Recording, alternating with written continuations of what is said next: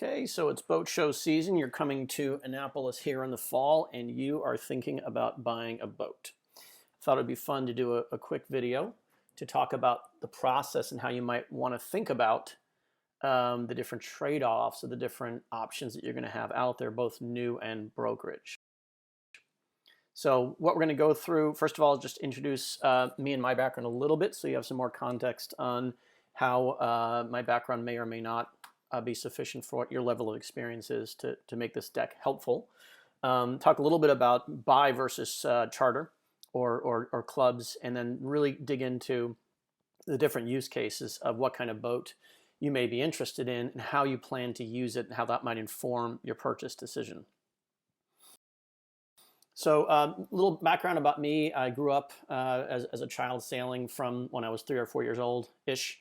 The family sailboats were production sailboats, Pearson 36 around 74, and then we built a Pearson 40 in 79. Most of that was coastal cruising. We did do one Bermuda cruise where we learned that there were some serious design flaws in the Pearson 40 in particular. And that really informed a lot of the research that I would later do as an adult, thinking about which boat I wanted to buy to avoid a recurrence of sort of getting out in bad weather and having sort of scary amounts of structural damage. We had a J24 for a period. We didn't really race it. We just sort of coastally day sailed that one. And then as an adult, after a brief period keelboat racing as a skipper in the late 90s, I've crewed many times over the years. Around 2014, sort of got very serious about passage making. And since then, I've done a little over 18,000 miles. Also got very passionate about single handing. So I've got 1,500 so far on a Sabre 42 and a Sabre 38. And those, basically most of this experience is sort of US East Coast. So we've done a handful of seasons up cruising New England and Maine, done Bermuda, both racing and a cruise on the Hylas 54 we had. Did a race to Havana, which was fun. And then a season in Georgetown and another season down in St. Martin in the Caribbean. So not the most experienced sailor in the world, but definitely not new at it either. So that just gives you a little bit of context. Once again, given your level of experience, is this deck likely to help you? Or, if you're very new, it very likely will. If you've got 100,000 miles and makes my 18 look kind of low, then maybe not so much.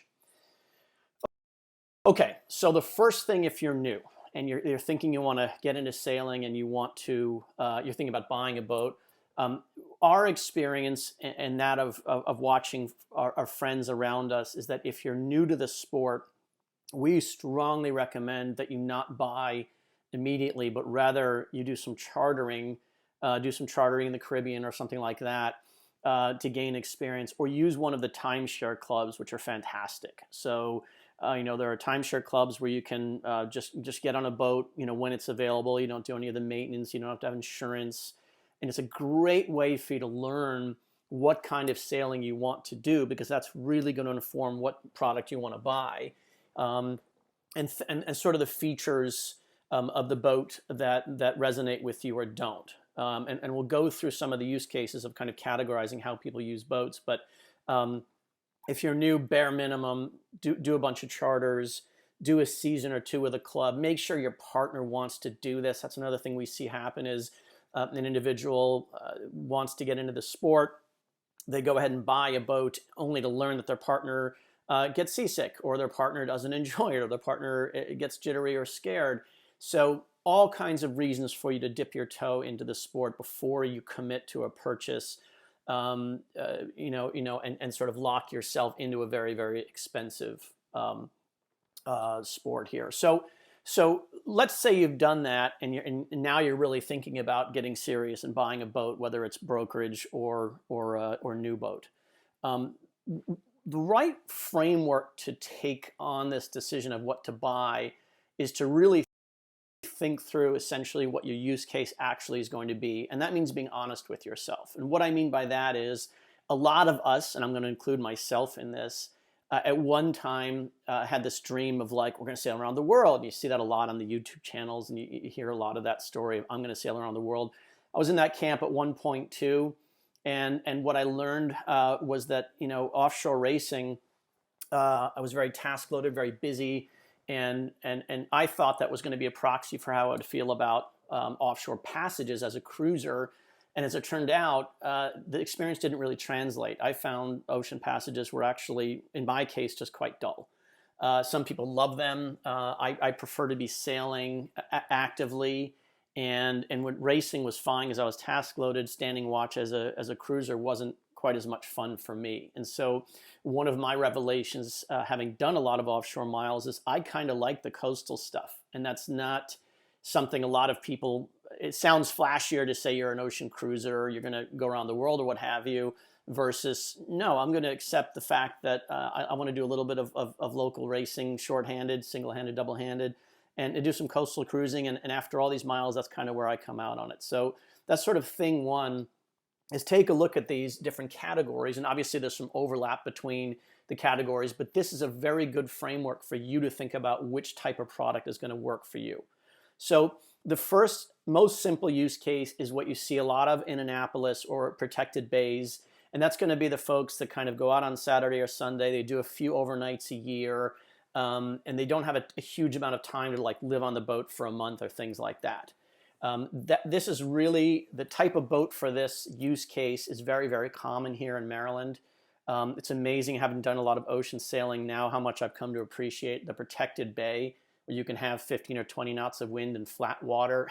when you're in an ocean venue, that's not a thing. If you've got 15 or 20 knots of wind, that makes it exciting and have a much bigger sea state.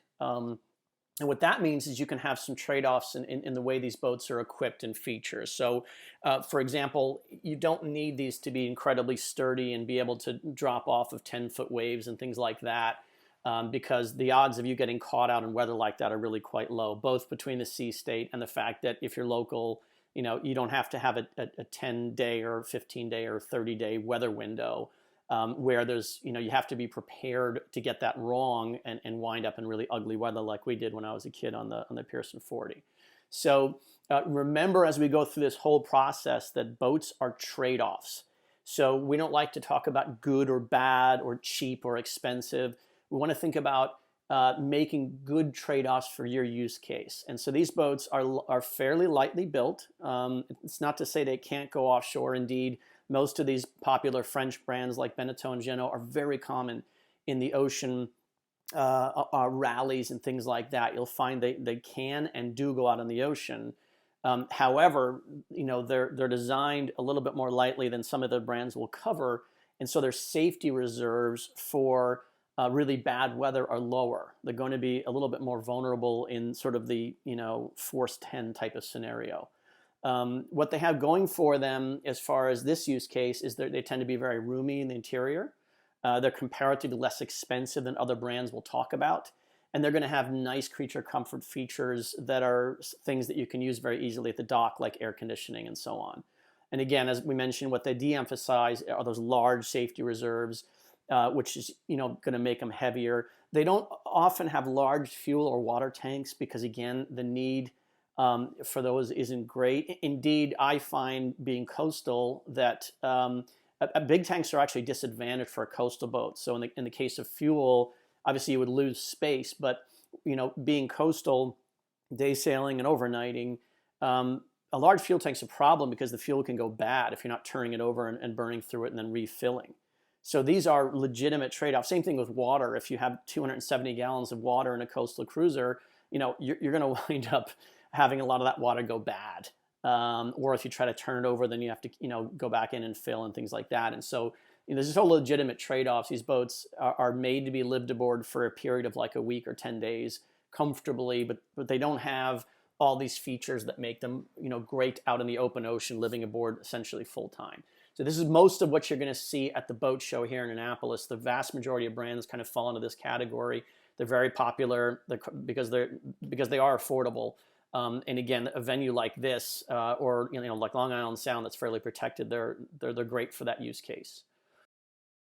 Now, there's another use case that I've come across, which I call, these are my names, by the way, coastal offshore. And the idea here is what we did as children as a family on the Pearsons. This is more like you spend your summers in New England, and so you'll go for perhaps several weeks at a time.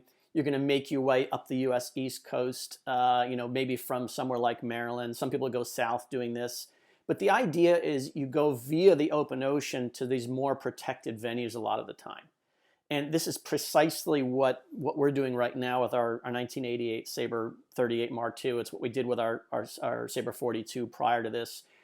We go from Annapolis up to New England, or Annapolis down to Lauderdale. So here you've got some safety reserves because you are doing those open ocean passages a little bit more regularly than perhaps you would with the coastal boat, something more production based. And here you start to think more about having larger tanks, especially fuel for making those passages. Ground tackle and the stem head, the fitting at the bow, become a greater emphasis for this use case. And that is because now you're going to be anchoring out more as you live on the board potentially for several weeks. And so those details of how all that stuff operates start to matter a lot more. And so you start to pay more attention to how the ground tackle is set up and how the stem head has set up. You want to make sure there's a windlass. You want to make sure that the mooring cleats and things are run in a way that's not going to be chafe. These are things that, if you only anchor out once a year, are just less of a thing to worry about. But if you're going to live on the boat for weeks or maybe the whole summer, then it's a bigger deal. Definitely want canvas to get yourself out of the sun.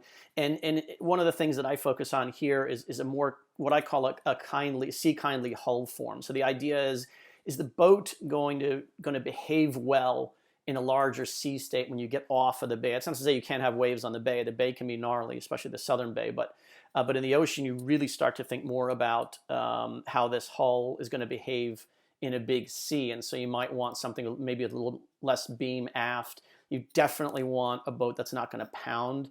So if you're fairly new, pounding is the tendency of a boat in choppy waves to make sort of a slamming noise as it comes off of a wave.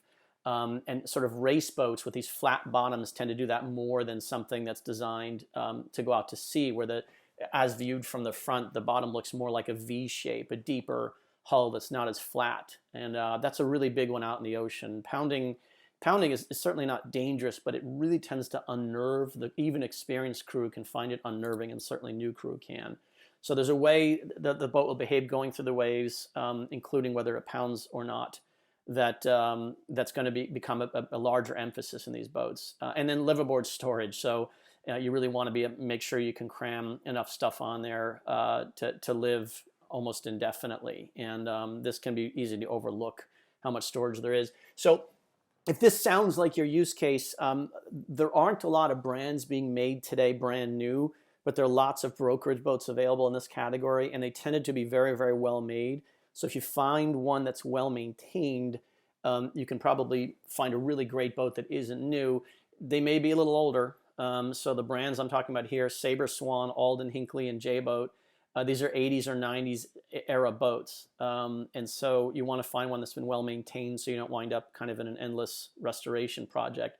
But they're out there. The one we just bought is an 88 Sabre 38, but it was kind of really well maintained and kind of rebuilt by Hinckley over the last 10 years, new engine, new plumbing, and things like that. So if this is of interest to you, just take your time to find the right brokerage boat. And again, there's not a heck of a lot at the boat show brand new in this category, unfortunately. The market has really sort of bifurcated into either ocean passage boats, which we're going to examine, or race boats, or the coastal cruisers. And there's really not a lot outside of those three categories to be found. So these are very special boats.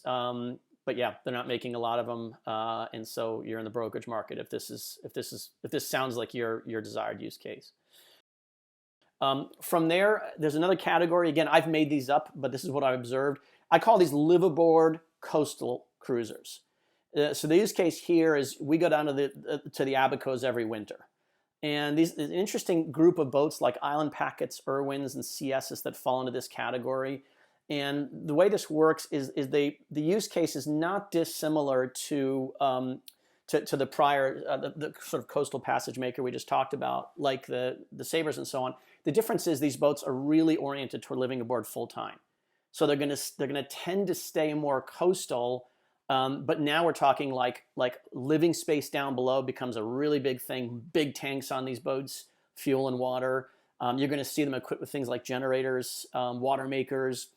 You're going to see really big upgraded ground tackle and stem heads, lots and lots of storage. And what these tend to de-emphasize is sailing performance, because these buyers are quite happy to sort of go to a venue and then be on anchor for weeks at a time, and just really sort of emphasize being on the water and living on the boat. But they're not going to be Wednesday night racing these boats, and they're not in a terrible rush to get anywhere. So these people tend to be, the liveaboards of course tend to be retired or on some kind of sabbatical. So then there's not a lot of time pressure for them to get where they're going. So once again, not a huge amount. Island Packet is still in production, and so you can take a look at that brand at the show if this sounds like your use case. But again, in many cases, you might be in the brokerage market here as well, looking at things like Irwins or CSs. Those are large, complex boats, so you probably want to be fairly handy, unless you have a lot of budget to pay contractors to work on the boats, and assuming you can find the help, which can be tough. Okay.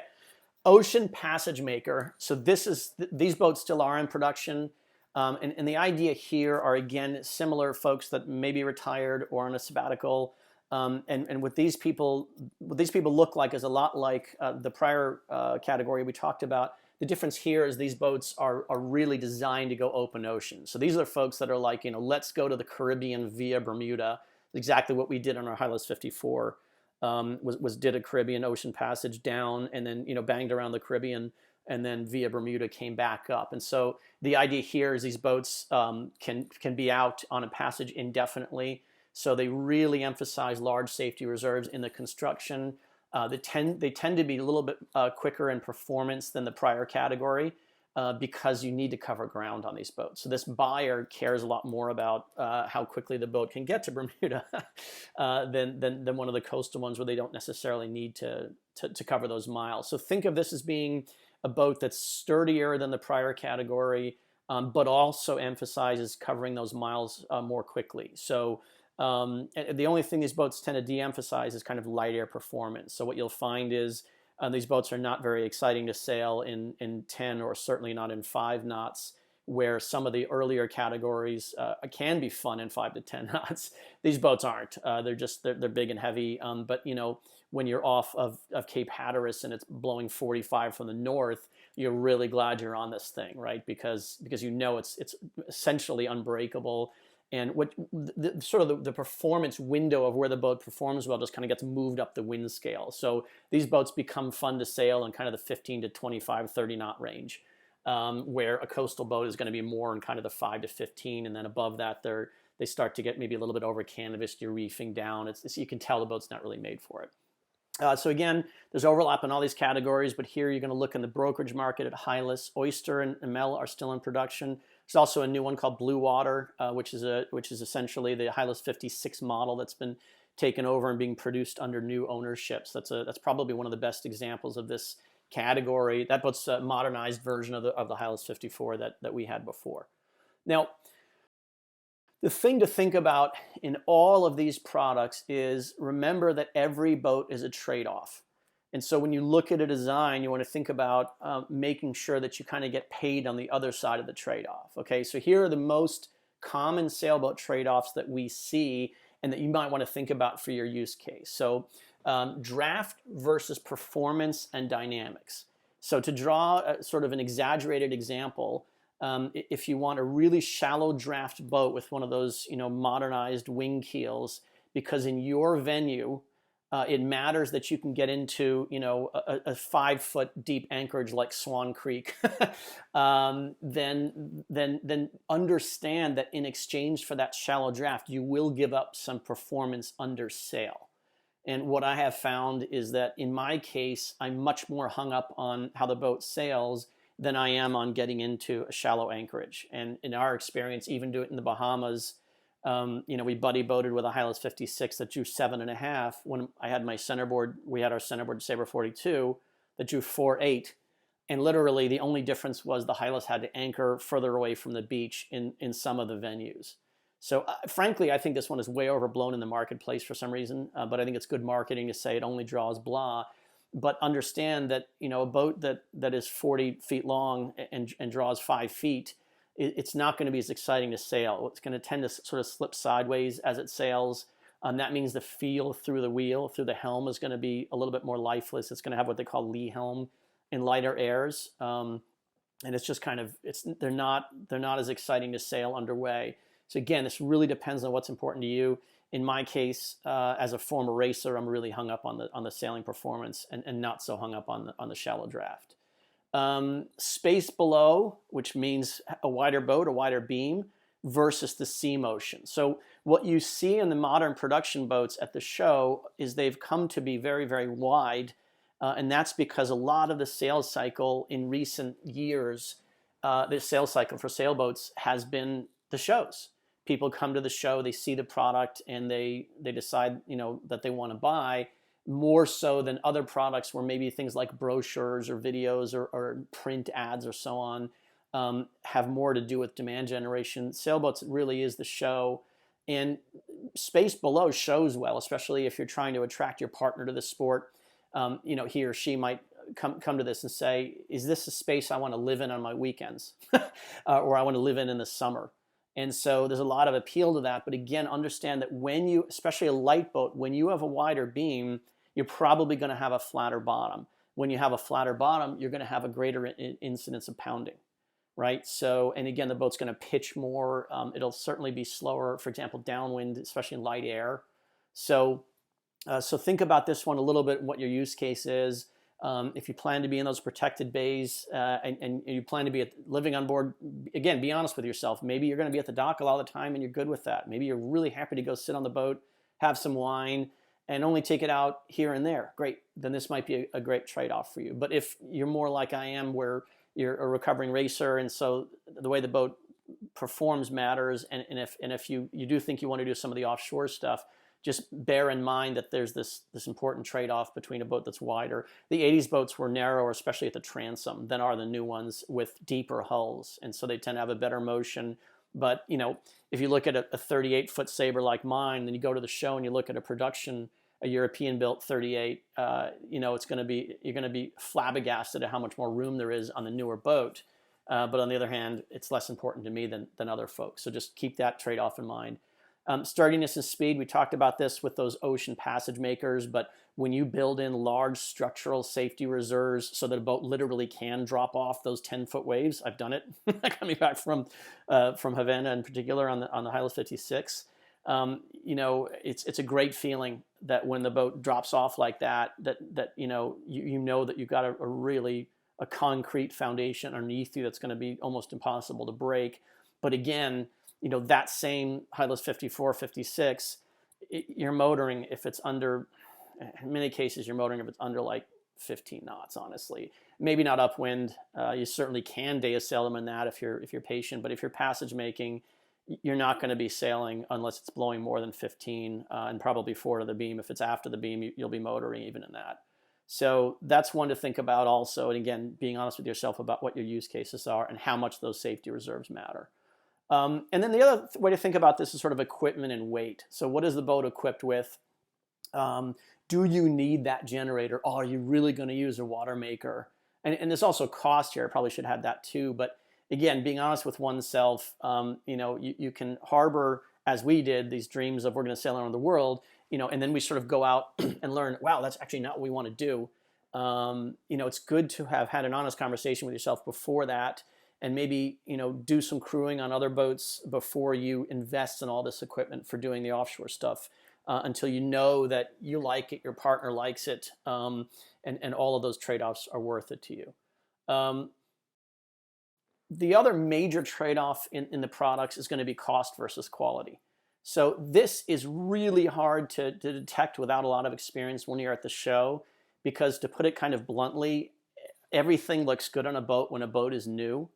And so if it's important to you that the boat kind of ages well and retains its value and doesn't wind up being kind of a maintenance nightmare, then what you want to do is, if you're considering a brand, is go look at used versions that are several years old, 5 or 10 years old, and look at how they wear. And that'll give you a sense of whether you're happy with what you see. There's a lot of money, a lot of trade-offs and things a lot of people don't think about at the show. So what is the quality of the hatches? Are they kind of plastic? Are the handles plastic? Those tend to degrade more rapidly in the sun, or they do things like crazing, little cracks form in them and things like that. Stanchions and lifelines can be undersized on certain boats, and higher premium boats are going to have, the ocean passengers may actually have solid rails in some parts instead of lifelines. So that's an area where there can be cost cuts. Again, look at brokerage ones, look at used ones, see if you see those bits corroding quite early. It's kind of amazing. Some of the steel that came out of China in recent years in particular was sort of infamous for this. So, you'd see a 5-10-year-old production boat. We saw one in Miami that looked otherwise new, but the shrouds are actually starting to rust already, and it's a little bit shocking sometimes. So give some thought to that. What is the quality of the portholes? Are they plastic? My 1988 Sabre 38 came with the plastic opening portholes. The metal ones were an option. I'm going to swap them out because it's just not a good trade-off in my view. It's difficult to get them to seal well, and I do want to be able to be out in the ocean and not worry that if a breaking wave, some rogue wave breaks over the deck, and worry about those sort of caving in, which, believe it or not, can happen. Look at the size of the anchor windlass if you think you're going to anchor out a lot. Winches, there's a wide range of quality in winches now. The old stuff was nice big heavy metal winches. We're seeing more and more sort of plastic winch drums that may deform or age poorly in the sun. We'll talk about ground tackle and stem head in a minute, but again, for your use case, do you envision you're going to anchor out a lot? If you don't think you ever will do that, if you're going to be like at the slip, evening cruises, a lot of times on the boat with wine, great. Maybe don't worry too much about this one, but if you're more like we are, where you want to be able to live on the boat all summer, then pay attention to the way the stem head and so on is designed, and just be aware this is a big trade-off. There's a lot of things here that you can't see at the show at all that will have a big impact on your life. So wiring is something that I don't think I've ever heard a buyer walking through a boat at the show and say, show me the breakers and pull down, open up the breaker panel. Let me see how cleanly the wire was run behind there. not something many buyers ask. Is the wiring tin, meaning is it corrosion resistant marine wiring? That's one that can really mess up your life if you get a boat where there wind up being electrical gremlins. I met a couple of owners here on the bay some years ago that lived in Philadelphia, and that's not an uncommon thing. People live remotely and they come out on the weekend, they try to sail, and they had a lesser expensive boat. And I asked the wife, how do you like the boat? And she said, well, I don't know when we're going to sail. And I said, what do you mean? And she said, well, every time we come down, we're fixing stuff, because they only had the weekend, and they would come down and there'd be a gremlin, and they would spend the weekend fixing the gremlin. So the things you can't see at the show are going to matter more than you think they will when you own the product. And again, that's just a thing of sort of doing research and talk to brokers that brokerage these boats about the brands that they broker and what are they seeing, right? Which brands do they see that are doing well? The keel ballast material. So it's on the modern, lesser expensive production boats, lead has been replaced with iron because iron is less expensive. Iron, when sealed correctly, can be fine. It's not as dense as lead, so you're going to have kind of a larger keel that's not as heavy. But the problem with iron is that it will corrode at some point, and so you tend to have more maintenance with this. Again, at the show, nobody's looking at the keel, but drive around the boatyard and look at the keels of the boats that you're thinking about buying, and sort of take note of whether you see a lot of them with kind of rust weeping out through the coating. Because this can be a pain in the neck where every few years you got to kind of grind that out or have somebody grind it out and recoat it. So that's a trade-off there in cost as well. Lead's more expensive than iron. And then serviceability, again, is something people don't look at the show very much, but how is the boat to work on? Is it designed in a way that it's fairly easy to work on? If you're going to be more like us, where you have these multiple month liveaboard sessions, then this one's going to matter to you because you're going to have to get handy at doing stuff. And again, the devil is in the details, so you want to talk to owners of the brand you're interested in. This is my Sabre 42 that we sold some years ago. And it's on this photo was shot on the way from Tangier Island down to Hampton. So basically going down the bay. This is when I was going down to the Bahamas in 2016, and had a nasty westerly, unusual wind direction for the bay, sort of 25 knots. You can see I'm sort of close hauled sailing with just the jib out. This boat performed very well doing that in that kind of wind. And the boat's a tank. There's nothing wrong with the structure. The rig is sturdy. Good luck breaking it. But the reality is that this boat was not designed as its primary use case being ocean passages. And so while the construction is fine, there were leaks in the boat by virtue of just kind of design flaws. So there were these dorade vents that I'd taken out and put in storm plates, but the dorade box, the vents screwed onto were not designed well, such that when waves like this one would break clean over the deck, you'd wind up with water in the boat, even though the dorades were removed and the storm plate was there. So now I don't mean to sort of diss on Sabres. It's my preferred brand of boat. But this is what I mean when I say the devil's in the details. The construction is terrific. Good luck breaking it. Handling was fantastic. But these were items that I had to address. These boats like to leak in the anchor locker in very heavy weather too. And this one had one of those you could hook a hose up to the side of the boat to get water pressure at the dock. And that fitting liked to leak when there was green water sitting on it, as one would have happen in ugly weather like this. So, again, how do you know if the devil's in the details of the boat you're interested in? Again, talk to brokers, talk to owners, do research online. Remember, a lot of the stuff you see online may not be that credible as far as people like offering advice. There's a pretty wide range, but it's probable that it will still help you if there are common trends where owners say, yes, I have that problem too with the boat, right? And so it's just something to think about, as you walk through the boat. Does it look like it's well thought out? Does the salesperson on the boat point out design things that show how well it's made? And there are all kinds of things that you won't think about at the boat show unless you're mindful of it. So on the left is the bow of the Pearson 36 that I grew up on, that was built in '74. And you can see that in those years, Pearson couldn't be bothered to fit a stem head at all, meaning the fitting where the anchor is going to sit. And so you can see here that in order to pick up a mooring, we had to have this bridle that went through both chocks. On that boat, the chocks were far enough forward that it wouldn't really chafe like this, but you can see my father kind of engineered this rubber hose thing so that it wouldn't chafe. And there's nowhere to hang an anchor. And so my poor older brother had to go back to the lazarette every time and haul out the Danforth, that's what we used in those years, bring it all the way forward with the chain and the rode, sort of drop it over when we anchored, and then, there was no anchor wash down. So he would have to haul up this muddy anchor and sort of try to clean it off as best he could, and then haul the whole, muddy lot back to the lazarette around people that were in the cockpit. And he just hadn't thought through, how that boat was going to be used when it was actually anchored. And so again, easy thing to miss at the boat show. But you want to think about it. On the right is a design flaw on our Hylas 54. What you're looking at is this is the chain roller. What I mean by that is that roller is designed to have an anchor chain go over as opposed to a rope. The groove there is so that the chain will sort of fall into the groove and pay out in a smooth way. Love a chain roller if you have an all-chain rode.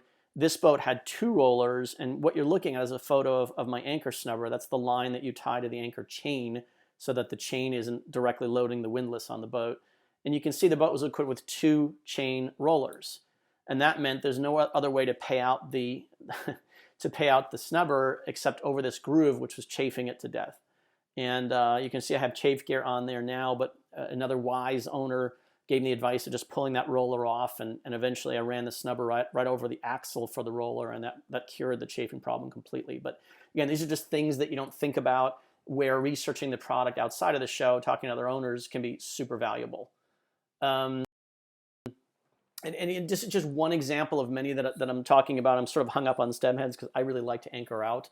But this is an area where a lot of the lower cost products haven't thought things through very well, or just de-emphasize it, right? So on the left, you've got a stem head where that anchor is going to pay out over the roller. And you could probably leave, if that's not an all-chain rode, you might be able to sort of tie a snubber there and have it pay out over the roller. But you can just see, looking at it, it's going to want to chafe on those metal edges as the boat swings back and forth. And so here you might have to try to attach a snubber to those cleats that are a bit further aft, but then they're going to chafe all over the bow. So when you look at this product, there's not really a good way to anchor this boat over an extended period of time without, chafing either the paint on the bow or or the Road or the snubber. I just look at that and say, how would I even use this? It's kind of like a little bit more like the Pearson photo a moment ago. And on the right, this is a really common treatment these days, sort of this plastic little duckbill sprit that goes out there, and you can mount a spinnaker or a code 0 on it, and then the anchor drops out underneath it. Well, same problem here. You don't really want the anchor rod or the snubber going out over the roller, because if it's a snubber, it'll chafe on the chain. And again, if it's a Road, it may chafe on the sides of the roller, and it may also clunk and make noise and wake you up at night. So here again, this owner is going to be locked into using one of those cleats for the snubber or the Road. But those duckbill sprits oftentimes have a little bobstay, a little wire that goes down and holds it from sort of getting pulled upward. And if you do use those cleats, now the snubber or the Road is going to chafe all over that. And so again, I look at this product and go, I just don't know how I would handle this situation, how I would retrofit it to avoid those problems. Not a big deal if you anchor twice a year.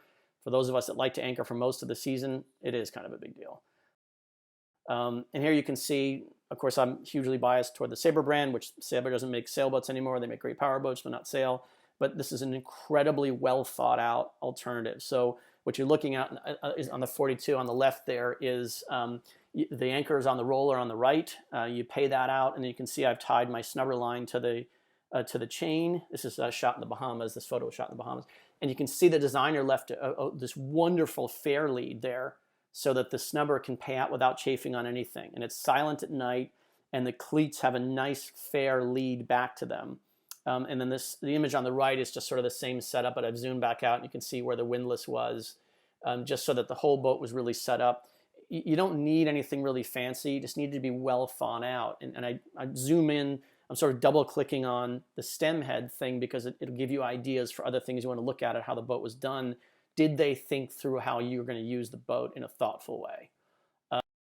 And this is just kind of fun as you kind of go up market. This is the Hylas 54 stem head. You can see there, if you kind of squint, you can see I've taken the starboard side roller off, and the snubber just goes out over that axle. But look at the metal plate there. They've really set it up to be much more sturdy so that you're not going to be marking up the deck with the chain on this boat. So this is a builder who expected people to be anchoring out quite seriously and quite often. And so that metal plate really shows. I'm 90% sure the newer version of this boat, the Blue Water 56, has the same giant metal plate there. But you can tell when a builder has thought about how the boat's going to be used. And it's not perfect. You can see that the cleat isn't the fairest lead under the sun that's going out over that roller for my snubber. And you can see I've sort of tied a line to try to prevent it from chafing. I wound up kind of giving up on that. And I didn't have a lot of chafe, but it kind of triggered me a little bit that it wasn't a fair lead completely back to that cleat. So it's not perfect, but you can definitely see this builder thought much more about people using the boat and anchoring often.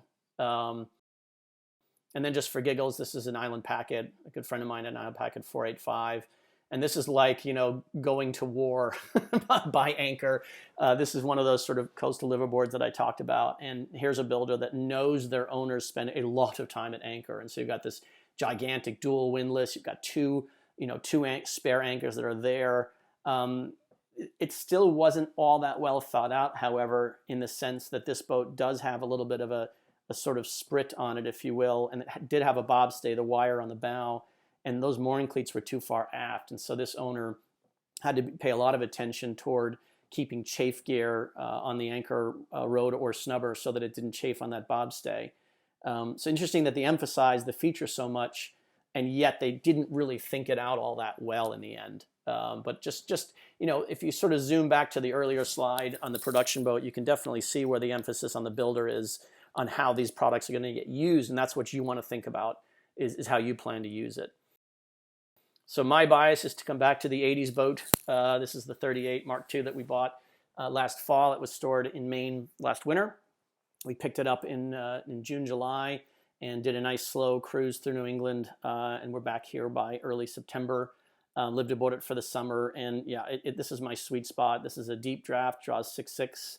Incredible boat to sail. Really good in light air. Sturdy construction. You're not going to break it, although I don't love those plastic portholes, which is why they're going to go. But again, I plan to studiously avoid weather windows where I need to worry about things like breaking portholes. But this boat could take it, as my 42 did, and boy, did I test that boat. So this is what works for me. And again, being honest with oneself, I don't at this time plan to sail over across oceans or do the Pacific Arc or things like that. And so this one really hits my sweet spot where the emphasis is overwhelmingly on sailing performance and the experience of sailing, sturdy construction, good trade-off for living space versus the sailing characteristics. So, if you're honest with yourself too, you'll wind up just as happy as I am with whatever you buy. And you'll hopefully sail off into the sunset on whatever you find, be it at the show or on the brokerage market.